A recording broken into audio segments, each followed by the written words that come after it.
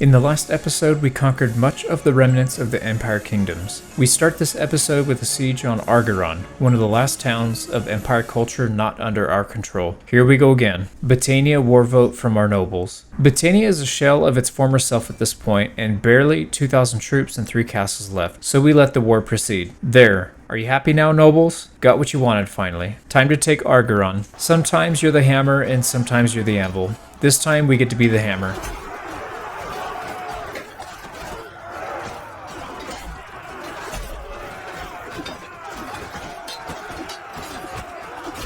Another stuck defender, another auto-resolve to fix it, and Argeron passes into our hands. Take a moment to admire the beauty of the Prussian Empire. The enemy controls a single castle nearby and the rest of their holdings further west, where we need to travel next anyways due to our war with Battania. At Atrian Castle to the south we make siege engines and assault. Once again the defenders are slow to meet our siege tower, allowing us to carry out acts of extreme violence upon these poor archers.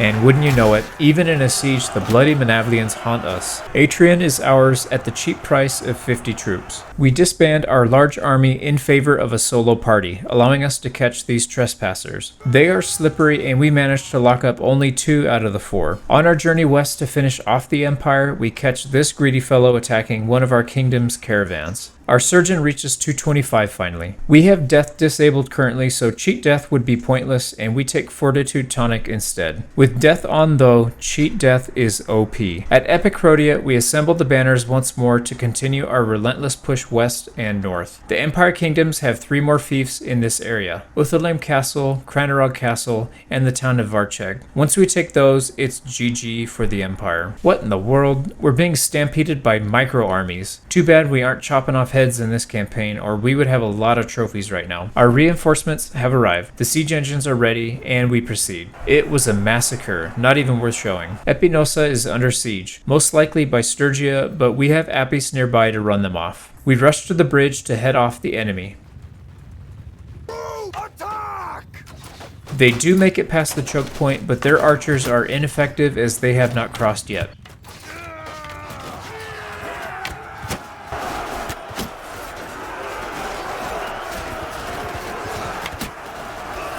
Their infantry are simply not effective against our Prussian might.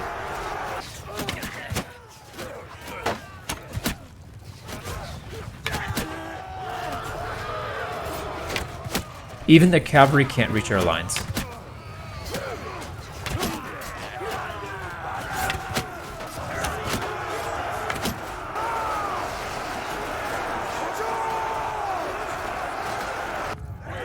We achieved more than 10-1 KDR this battle and crushed a significant portion of their military might. Was the Battanians sieging down Gersegos. I thought it might be the Empire Swarm. We squashed them nearly 15-1. So sad. Since we're down here, we might as well check up on Legeta since it's under siege. Wow, good thing we did. Nearly 1,000 troops from Battania. Caladog has committed a critical error by coming into our lands. I really enjoy how ethnically diverse Bannerlord is. We use our Persian polo mallet to dispatch these Khazate horse archers who are mercenaries for the Battanian kingdom, who is being stomped by our Prussian might, all on the doorsteps of our Empire town. Nice.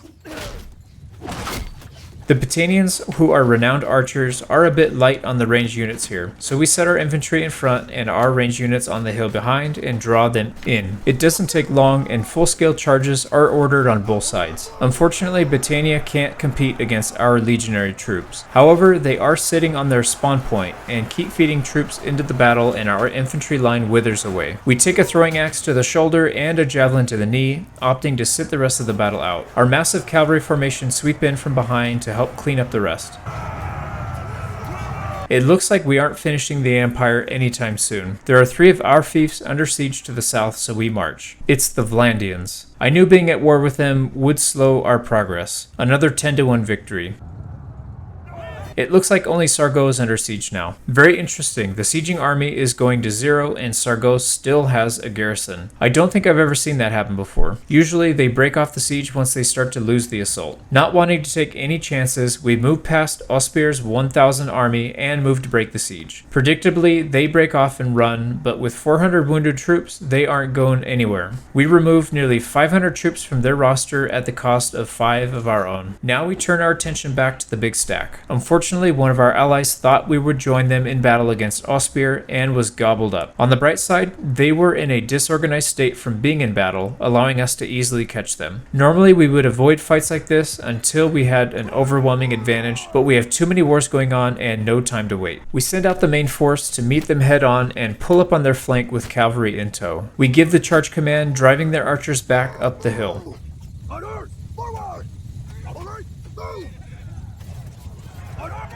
We use the distraction as an opportunity to get a better position with our melee and ranged troops. Now that they're in position, we recall our cavalry since they're taking heavy losses. Now that our infantry are in a good position, our archers are much more effective. The issue is that crossbows outrange bows, so we were getting chewed up earlier and had to sacrifice some cavalry to gain the upper hand in positioning.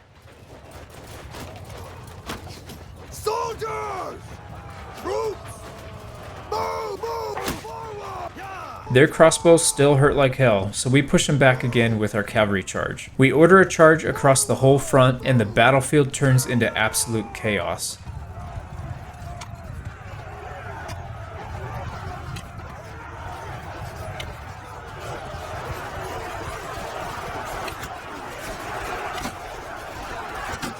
It feels good to bonk a few enemy cavalry in the face though. We take a bolt and go down. The battle was an absolute mess. We lose well over 300 troops, or 1/4 of our army, and many more injured. On the bright side, we removed 1,000 high-tier troops from the Vlandian side, which will take them months to recover from. We release our army and allow them to recover, spend a few days healing injuries, and run into Durthert with 300 men. He's quickly gathering more troops though, so we need to fall back and gather troops of our own. They siege down Sargo again, which we cannot allow. We stomp them mercilessly, more than 15-1 KDR. It looks like Epinosa Castle was defended successfully by Apis, but Gersegos was taken back by Britannia. Oh no, one of our allies got gobbled up by the savage Vlandians. Siban, one of our companions, was in the mix, and we must break them free. We call all available banners and corner them in the mountains. It was a hard-fought battle, but a much better outcome than the previous one, and our army is still intact. Again with Sargo, these guys are so annoying. It was the Britannians. We can squash them once and for all right here. I feel like I've had tougher battles against looters before. Britannia must be struggling to field experienced troops. Whoa, I'm not even mad. How do these guys muster 400 troops? 20-1 KDR. As my boy Ludi says, Starken Vipen. we consider a peace deal with Vlandia, but these idiots vehemently oppose it and would cost us over 1,400 influence. Does anyone know if it's possible to execute your own nobles? We head north towards Gersegos, trying to isolate Britannia to the mountainous region. Epinosa is under siege again, no surprise there. There are 70 defenders at Gersegos, so we auto-resolve and move on. Aw man, you gotta be kidding me. 52 troop siege. It's going to take them a year just to set the siege camp up. We take Denek prisoner and hopefully can go north this time. Another tiny party convention at Uthalem Castle. They must be giving away free butter. Too bad for them, we will be taking Uthalem Castle and the free butter for ourselves. Now both Empire Kingdoms have a single fief each. We have enemy sieges going on all over the place, but I think we need to focus on finishing the Empire before we lose our minds. Krenorog Castle offers some stiff resistance, but they fall nonetheless. Now only one Empire Kingdom is left standing.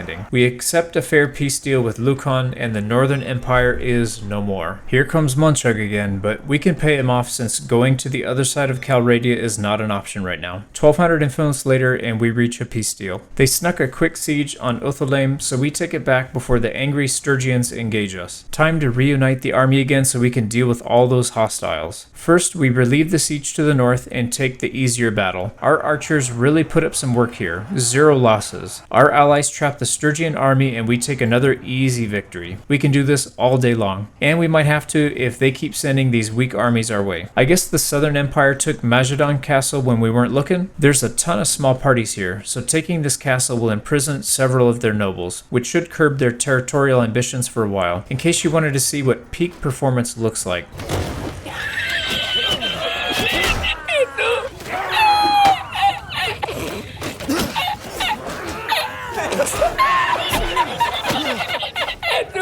In spite of my horrendous efforts, we still managed to take the castle. At last, we reached the final vestige of the Empire Kingdoms, Varcheg. It seems we're a bit late to the party as we opted to pick defenders off the wall with our bow. We suffered less casualties than anticipated in the main assault, and with that, we say goodbye to the last of the Empire. The Southern Empire still holds out, but the Western Empire wishes for peace. And more importantly, so do our nobles. And with that, we close out another chapter of Frederick the Great's conquest of Calradia. But I'm not done yet! Yeah, we might as well finish off the Battanians while we're here. We take Uthilheim Castle for the third time. They only own 3 more towns and 2 castles. We can finally make peace with Valandia without spending influence, so we go ahead with that and focus on Battania. Now we head into the thick of it. We catch this group when they leave the woods and smash them to bits. They sneak an army behind us, but we get there just in time to watch our children play. They make us so proud. For the first time in this campaign, we hire a mercenary group to help us out. I prefer to hire the mounted mercenaries as they are much harder to fight against. Sometimes the AI really confuses me. I guess they thought it was a good idea to siege down a castle with 50 troops right in front of us. We head north to take Flinthog Castle and do so without much issue. Both Cranarug Castle and Varcheg are under siege, and we are close enough to warrant a return trip to help out. We even get a little help from the locals and smash them. Next we head north to Varcheg to save the day and get notice that Flinthog is under siege now. They're coming out of the woodworks to get a peace. These mercenaries are worth their weight in gold. I love it. I guess we're heading back to Varcheg. I was expecting a better showing from them with 500 troops, but I guess they are sending their worst now. Yes, this is exactly what we needed. Going to war with a kingdom that doesn't exist anymore. We siege down Seanon next, but they have nearly 800 defenders, so this won't be easy. Nah, I'm just playing. It was pretty easy. Next victim, Marnath. This one has even less defenders. Just another day in the office, picking people.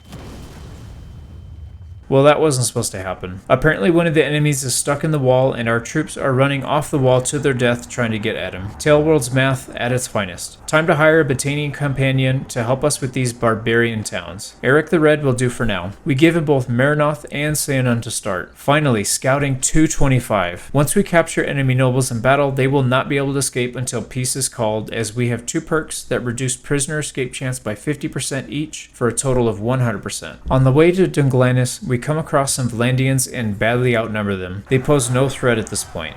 Nice, level 200 tactics. Since the vast majority of our army is tier 3 units or above, we take elite reserves. This makes a big difference when we do auto-resolve battles. Encirclement is good as well, but 20% less damage taken is massive. It's looking worse and worse for them, only 600 defenders here. I'm not sure what's worse, falling from heights or being stabbed a bunch of times. More than 10 to 1 KDR for a siege. This is just depressing for the poor Battanians. Now they have no more towns left and a single castle. Lucan of the North declares war on us for some reason. Apparently he took a castle somewhere, so he's a king once more. I guess he took Epinosa from us, and I didn't even realize it. We take Dunglanis for ourselves and pass it off to our Battanian vassal. I really wish we were at peace with Valandia right now. We stop the siege of Marnath and engage the enemy. Almost 10 to 1 KDR later, and we take several nobles as prisoners. At least now we can make sure they don't escape. Remtol Castle was recently taken by Valandia and has no defense, so we snag it. So our nobles want war when we are already in 4 others, but want peace with the enemy that has no troops left but still has a fief. It sounds like we need to educate our nobles on strategy. Gersegos is the final Battanian fief and has only refugees inside. They are outnumbered 10 to 1 and the castle falls with very little resistance. With nothing left, Caladog begs for mercy and sues for peace. The Sturgians also want peace, which can mean only one thing: